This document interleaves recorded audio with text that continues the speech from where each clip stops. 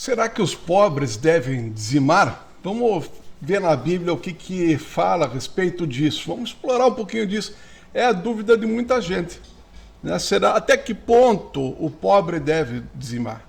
O que você acha? Eu quero que você deixe o seu comentário depois aqui desse vídeo, falando sobre o assunto. O que você acha? Se inscreve, dá o like e comenta. Os pobres devem dizimar? Vamos ver nas escrituras o que as escrituras dizem. Acho que a melhor forma da gente explorar esse tema é ver o que está escrito. Tá? O dízimo na lei mosaica. Tem diversas citações a respeito do dízimo. Mas veja, vamos lá. O dízimo anual para o sustento dos levitas, que não tinham terra como herança. Então veja, principal requisito para os levitas receberem o dízimo é porque eles não tinham terra como herança. Quer dizer que se alguém tem terra como herança, deve receber o dízimo? Deve receber o fruto do dízimo? Já é a primeira questão para a gente levantar. O dízimo anual para o sustento dos levitas que não tinham terra como herança.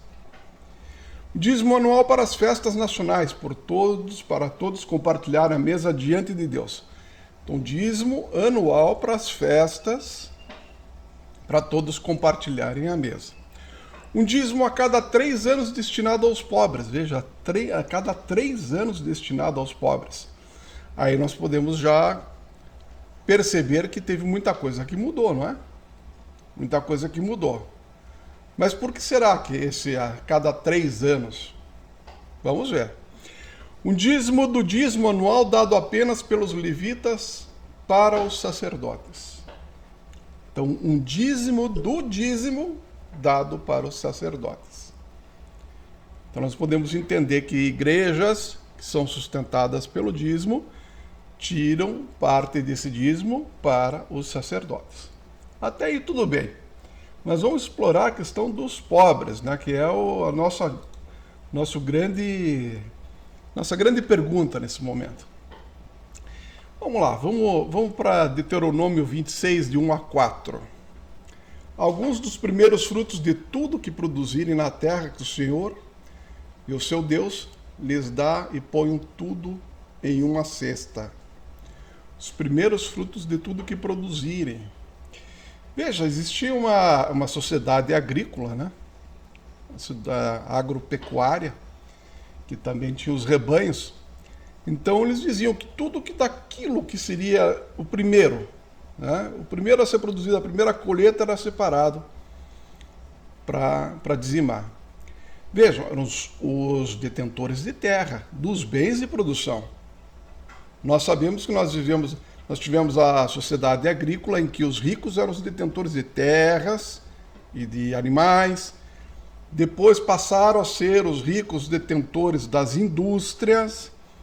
E hoje os ricos, de verdade, né, os bilionários, são os detentores aí dos aplicativos, dos sistemas eletrônicos, da internet. Quem seriam esses?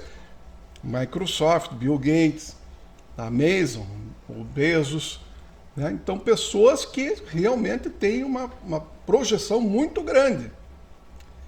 Então nós podemos ver aqui que, pelo menos nesse começo aqui, não se fala em pobre dizimar. Então não existe uma ordenança, não existe nada na lei que diga que o pobre deve dizimar. Mas vamos com muita calma, vamos explorar isso aí. Levítico 19. Não secarás totalmente, nem as espigas caídas colherá da tua cega. Então, o que ele está dizendo aqui? Que aquele rico, ele não deve ser mesquinho. Isso é uma ordenança de Levítico 19:9. Vai contra aquela mesquinhez, vai contra aquela coisa do acumulador, né? Então ele diz assim, não cegarás totalmente. Então era feita a colheita. E qual era a ordenança? Para que não pegasse aquilo que caísse no chão. Não fosse a esse ponto, né? E deixasse para os pobres. Então percebam que os pobres, aqui a gente está falando aqui, São aquelas pessoas que passavam fome, que tinham necessidade. Não eram os detentores de terra, nem de rebanho. Esse sim, a ordem é clara para que dizimasse. Vamos lá, para o Levítico 19:10. Nem colherás os bagos caídos da tua vinha, deixá-lo-ás ao pobre e ao estrangeiro. Colocava também a respeito do estrangeiro. Deixar para o estrangeiro, para a viúva, para o órfão, para o estrangeiro. Lembra disso? Então o que diz aqui? Não dá nenhuma ordenança ao pobre dizimar, e muito pelo contrário, dá uma ordenança ao rico para que ele não seja mesquinho. E isso sim está escrito. Vamos adiante. O dízimo não era uma exigência a todos na lei mosaica. Realmente não era. O dízimo era recolhido apenas sobre a produção de comida. Aliás, existe uma parte na Bíblia que diz assim, que o que passar por baixo do cajado, dos animais, a cada 10, um é o dízimo. Então, antes de ter 10, não se dava o dízimo. Olha que coisa interessante. Antes de ter o 10, não se dava o dízimo. A partir de 10, dava 1. Mas daí, se tivesse 11 ovelhas, dava uma ovelha e um décimo? Não.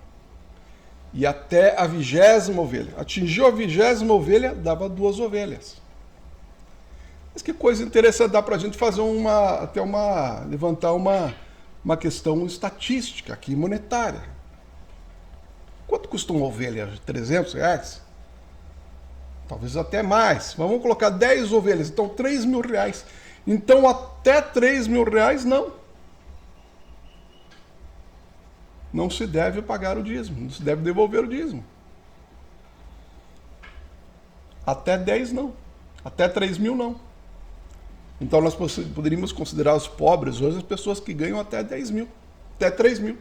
A partir de 3.000.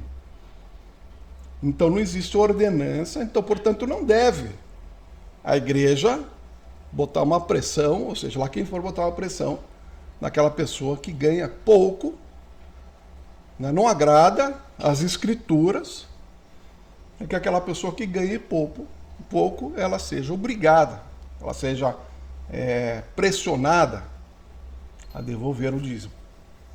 Vamos lá, Deuteronômio 14:23. Perante o Senhor teu Deus, no lugar que escolher para ali fazer habitar o seu nome. Interessante que ele diz assim, a função do dízimo aqui, para que aprendas a temer ao Senhor. Não diz a respeito de bênçãos, mas aqui em Deuteronômio 14:23 é uma coisa muito importante, para que aprenda a temer ao Senhor. Mas o que é temer ao Senhor? Temer a coisa errada, a coisa moralmente errada.